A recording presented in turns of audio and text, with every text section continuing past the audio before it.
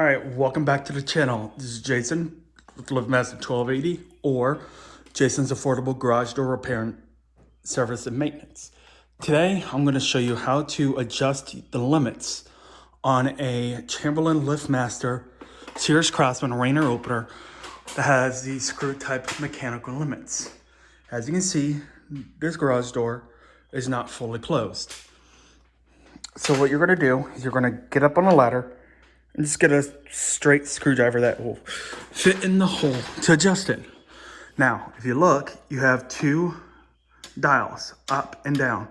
This adjusts your down limit, this adjusts your up limit. One full turn of that screw equals 2 inches of travel, either down or up. So in this case, I want to go down some. So we're going to start with 2 full turns. 1, 2. And then get your remote and then try it. So open your door a little bit and then close it.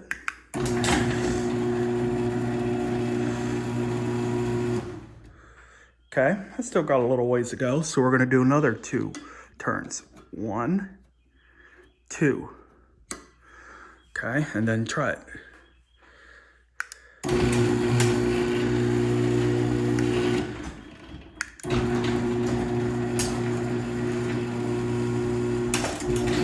Okay. Now in this case, if you notice, it closed and bounced back. That means went too far. So we're gonna back it off like that. The reason it did that is because it went too far. The opener noticed that the limits hadn't contacted each other inside. And it kept trying to close, but it noticed that the door couldn't move anymore. It tripped the force control inside the motor and sent it back up to prevent damage to the system.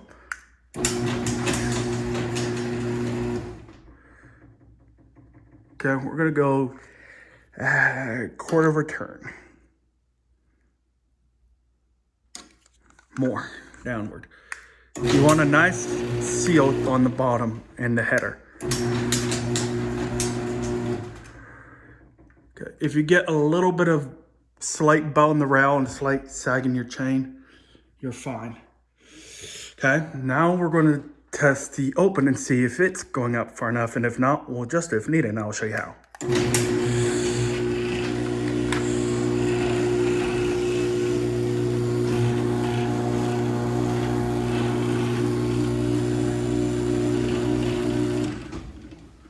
All right, in this case, I need to go up some. So we're going to take the screwdriver and we're going to go 1.5 turns and go. Now, if you hit the button again, it will stop in reverse. Okay, I need to go more. You don't have to run it all the way closed and then back up. Oops. Okay, I'm gonna do a full turn.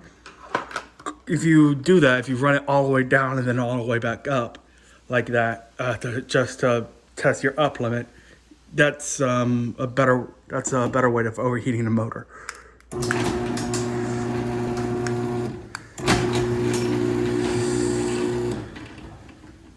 Okay. Got another turn. And try it again.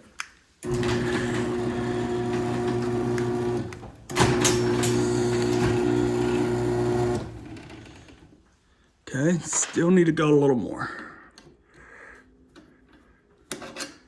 Okay.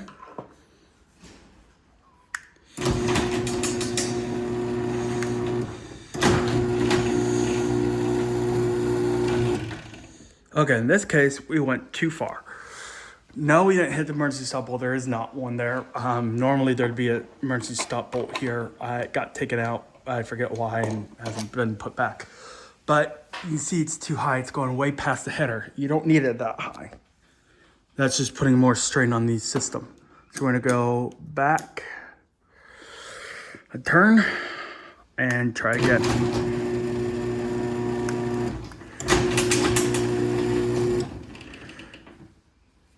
Okay, gotta go up just a quarter turn. Like that. And try again. I do need to tighten my chain a little.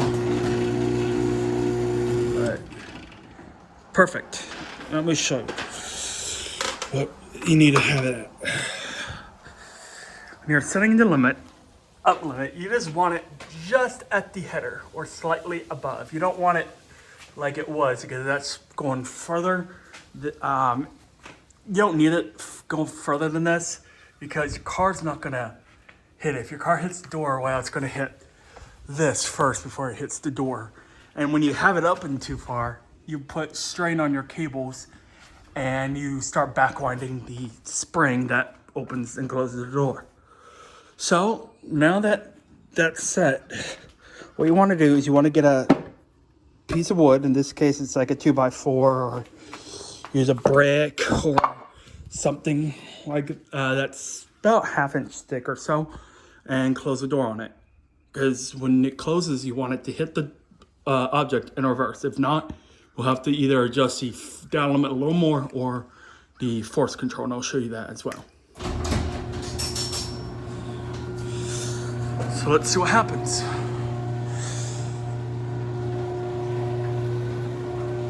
Okay.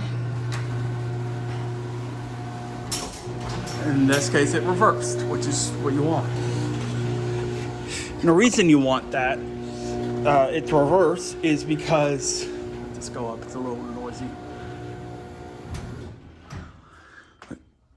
Okay, so the reason you want it to reverse is because if something is in the way and the sensors can't detect it, you want it to be able to hit it in reverse. Because if not, and if it's a small child or a pet, it's trapped under there and the sensors don't detect it, you want it to be able to reverse and not crush the object. So we're gonna go and close it, and I'll show you where the force controls are. And then that'll be it.